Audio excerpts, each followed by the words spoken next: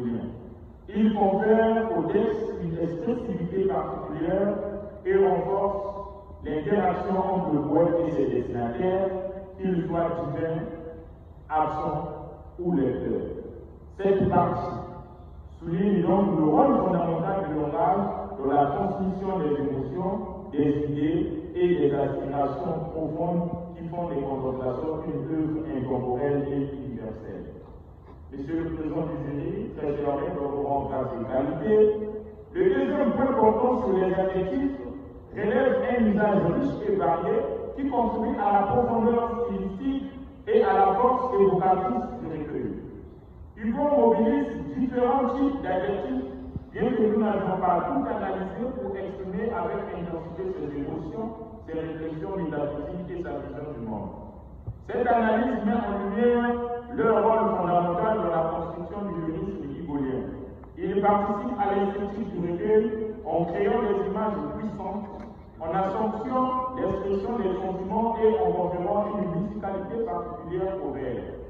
Cet usage varié des adjectifs renforce la singularité du style de Victor Hugo et contribue à faire de son œuvre une majeure de la poésie romantique. Très chers maîtres, les apostrophes liées aux aspects discursifs occupent un pourcentage de 38,9%, soit 825 occurrences.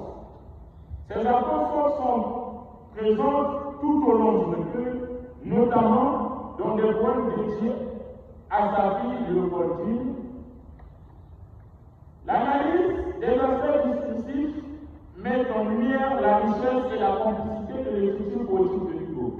À travers une construction discursive soigneusement élaborée, Hugo parvient à donner à son œuvre une voix singulière, mêlant l'unisme personnel et portée universelle. Son discours poétique aussi entre introspection, dialogue fictif et réflexion philosophique, créant ainsi un espace d'échange où le poète s'adresse à lui-même, à ses disparus, à la nature, à Dieu et au lecteur. L'apostrophe, figure centrale dans les contemplations, est un marqueur discursif puissant qui permet au poète d'interpeller directement divers destinataires réels ou imaginaires.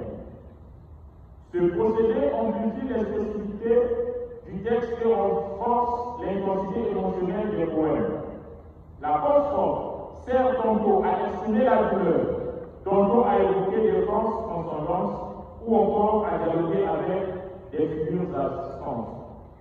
Cette stratégie confère au recueil une théâtralité poignante et transforme la parole poétique en écrit, une supplique ou une médiation. Cette analyse nous conduit aussi à révéler également l'importance des marqueurs énonciatifs tels que l'alternance entre les pronoms personnels du jeu, nous, vous, le jeu sur les temps verbaux et l'utilisation des questions rhétoriques et des exclamations. Ces choix linguistiques traduisent les tensions internes du poète entre passé et présent, entre espoir et désespoir, entre foi et doute.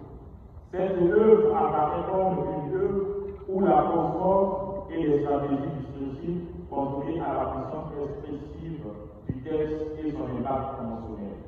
Monsieur le Président du jury, très cher maître, pour conclure, nous insistons sur le point selon lequel l'apostrophe chez Hugo n'est pas qu'un argument littéraire, mais un véritable moteur de sens et de réflexion.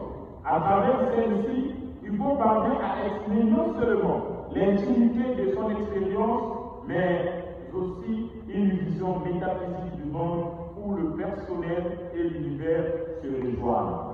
L'apostrophe dans les contemplations est au cœur même du texte. Elle permet à Hugo d'exprimer l'invisible, de repenser le temps, de traverser la douleur et finalement de s'élever vers l'infini. Cette étude, en croisant les approches pragmatiques et énonciatives, a mis en évidence la théorie selon laquelle l'apostrophe n'est pas seulement une figure utile, mais bien un outil de transformation du sens et un élément idéal pour la subjectivité.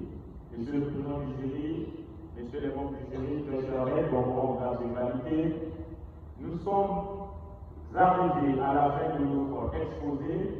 Nous vous remercions sincèrement de votre attention et nous restons à votre disposition pour toutes vos questions, orientations, observations, suggestions et remarques pour améliorer nos futurs travaux et de poursuivre le chemin scientifique et académique que vous avez compris de nous montrer. Je vous remercie très sincèrement.